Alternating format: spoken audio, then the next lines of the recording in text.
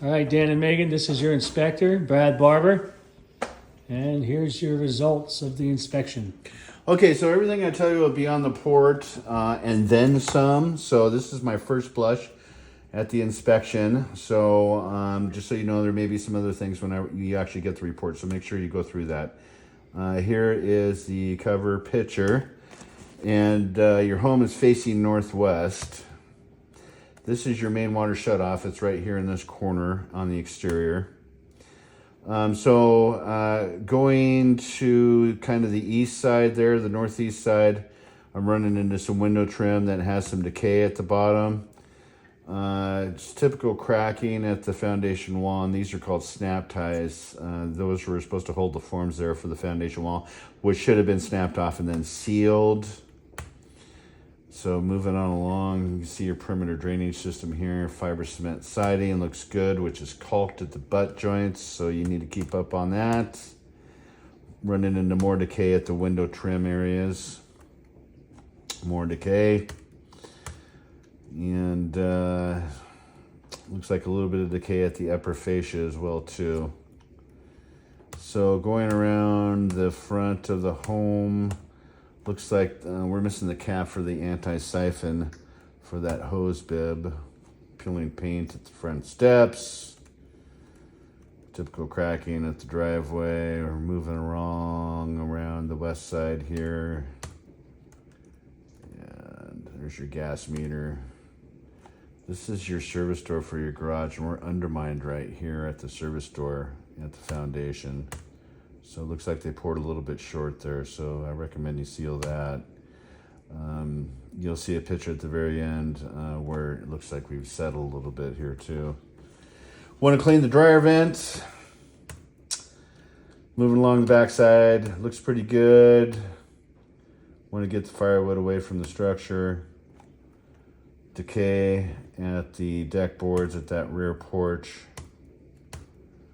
You can see we're starting to decay on the underside of those deck boards as well too. Looks like the porch here is we're missing hangers, so they just toe nailed the joists and then just nailed the ledger, which isn't ideal. I mean, not like you're gonna have a party on the back porch, but you know, still should be done right. Missing caulking here on the trim. Now we jumped up to the roof, which it is the original, and you can see we're starting to get a little bit of granule loss here. It's a 30-year roof, so you're getting close. The only real problems I'm seeing is a little bit of moss in the casings on the skylight, you know, and then of course, you know, the age. A little bit of debris in the gutters. This is a plumbing vent. You can see the boot is cracked. That's some granule loss, especially along the valleys.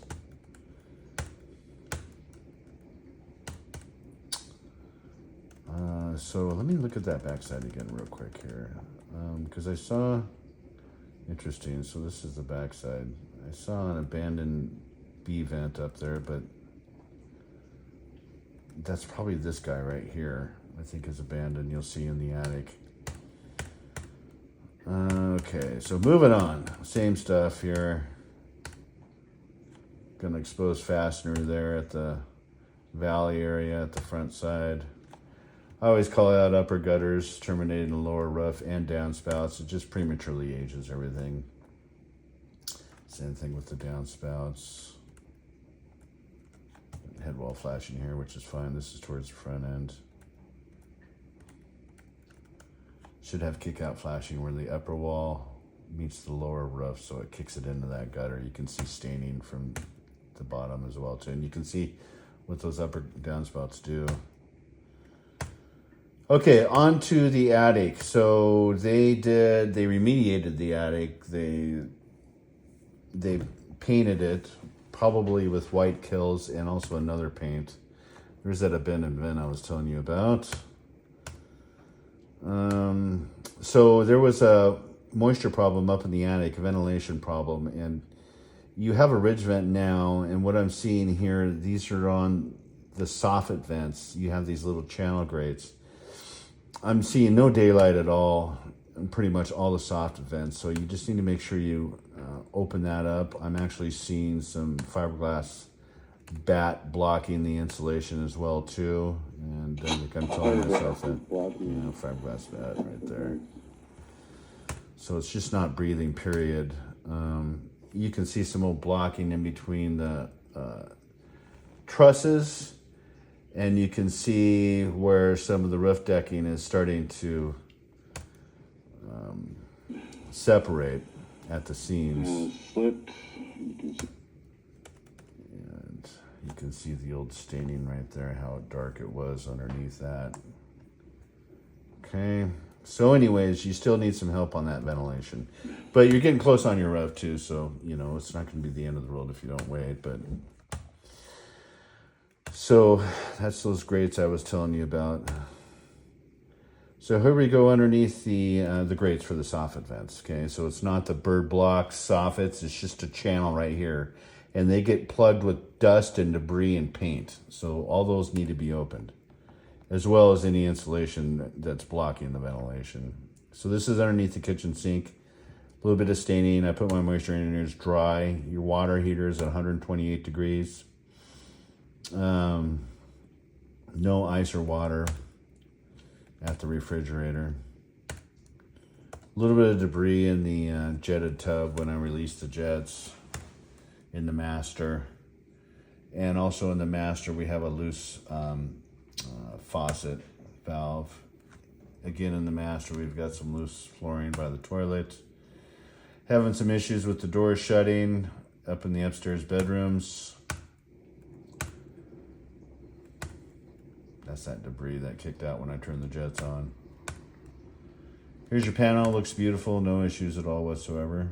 200 amps aluminum service input. You have two water heaters in tandem, so one is feeding the other. So it kind of extends the life expectancy of those water heaters that way. I didn't see either one of them leaking. Why you need two water heaters, I have no idea why they did that, but you usually see those in like 4,000 or 5,000 square foot homes. So there's that. So I got all the data, so I'll be able to give you the years on everything. You've got a main water shut off behind those water heaters too for the house. And fairly new filter. I'm still going to call for a cleaning on this furnace. And it's 69,000 BTUs. And the year is going to be 2000. So it's 24 years old. So it's just right there for life expectancy. Drywall is right at the floor, at the garage floor. You should have at least a 1/4 inch gap there. That's behind the washing machine. Looks good. So here's your crawl space. Looks actually super awesome. Copper water supply. Framing looks good. Wood eye joist, OSB subfloor. A little bit of standing water there, right by the crawl space entrance where we're low. And then you can see we've had some water staining here. So it looks like during the winter, you're probably getting a little bit of moisture down there in your crawl space, which is pretty normal. So this is that backside of that service door, so you can see the cracking here, we've definitely settled there. So need to have a continuous load path on that slab. Okay, that's all I got. Awesome. Thanks, Brad. Dan, Megan, you should receive your report by tomorrow morning. And probably a day after that, we'll go over it and get together and see what you guys think. All right.